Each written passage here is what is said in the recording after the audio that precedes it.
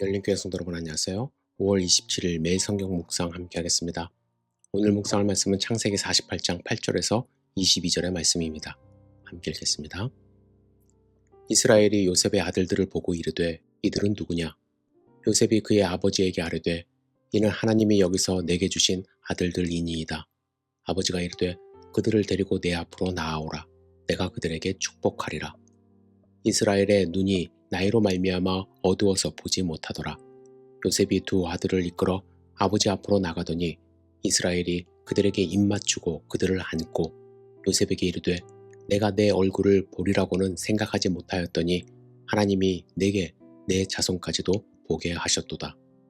요셉이 아버지의 무릎 사이에서 두 아들을 물러나게 하고 땅에 엎드려 절하고 오른손으로는 에브라임을 이스라엘의 왼손을 향하게 하고 왼손으로는 므낫세를 이스라엘의 오른손을 향하게 하여 이끌어 그에게 가까이 나아가매 이스라엘이 오른손을 펴서 차남 에브라임의 머리에 얹고 왼손을 펴서 므낫세의 머리에 얹으니 므낫세는 장자라도 팔을 엇바꾸어 얹었더라.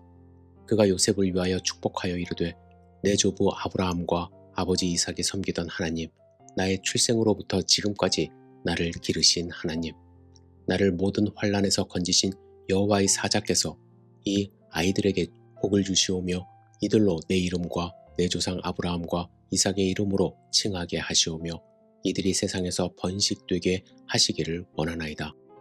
요셉이 그 아버지가 오른손을 에브라임의 머리에 얹은 것을 보고 기뻐하지 아니하여 아버지의 손을 들어 에브라임의 머리에서 므낫세의 머리로 옮기고자 하여 그의 아버지에게 이르되 아버지여 그리 마옵소서.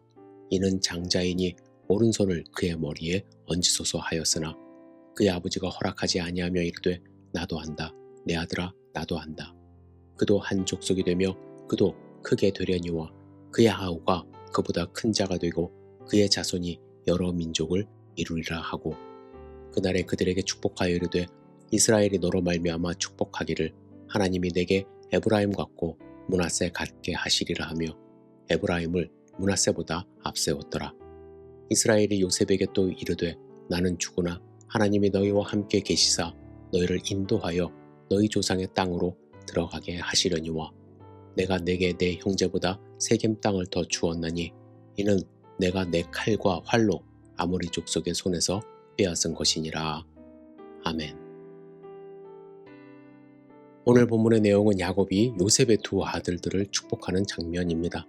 요셉은 장자 므낫세와 차남 에브라임을 야곱 앞으로 데리고 가 축복을 받게 했는데 아버지의 입장에서 요셉은 장자 므낫세가 야곱의 오른손으로 그리고 차남 에브라임이 왼손으로 축복받게 하고 싶었습니다.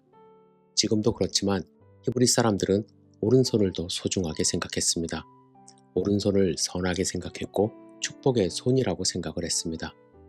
야곱의 마지막 아들 이름이 베냐민인데 베냐민은 오른손의 아들이라는 의미로 축복의 아들이라는 뜻이 있습니다. 그런데 야곱은 자기 앞으로 온 므낫세와 에브라임을 향해 손을 뻗어 축복할 때 손을 엇갈려 축복합니다. 즉 오른손으로 에브라임을 왼손으로 므낫세를 향하게 한 것입니다. 그러자 요셉이 아버지여 그러지 마옵소서라며 다급하게 말립니다. 이 장면을 보면서 이스라엘 백성의 정서와 한국인의 정서가 많이 닮았다는 생각을 해봅니다. 오른손을 선호하는 것도 그렇고 장자를 선호하는 것도 그렇습니다. 그런데 야곱은 이렇게 말합니다. 나도 한다. 내 아들아 나도 한다. 라면서 반복해서 자기도 알고 있지만 뜻이 있어서 의도적으로 그렇게 한 것임을 밝힙니다. 야곱은 동생 에브라임이 더 큰 민족이 될 것을 알고 있었습니다. 그래서 그에게 오른손으로 축복한 것입니다. 이 당시 족장들의 축복은 자기 마음대로 말하는 것이 축복이 아니라 하나님의 말씀을 대언하는 것이었습니다. 그래서 이미한 축복을 변경할 수도 없습니다. 야곱은 자신이 아버지에게 받은 축복을 경험했습니다. 만일 아버지 이삭이 속아서 축복한 것이라고 한다면 무효를 선언하고 다시 축복하면 그만인데 이삭은 자신의 축복은 자신이 한 것이 아니라 하나님의 축복을 대신 전한 것이기 때문에 변경할 수 없다고 한 것입니다. 야곱도 차남이 더 이뻐서 그런 것이 아니라 하나님의 뜻을 전달하는 과정에서 이런 행위를 한 것이라 할 수 있습니다. 여러분, 하나님의 축복은 우리 인간의 생각으로 변경할 수 없습니다.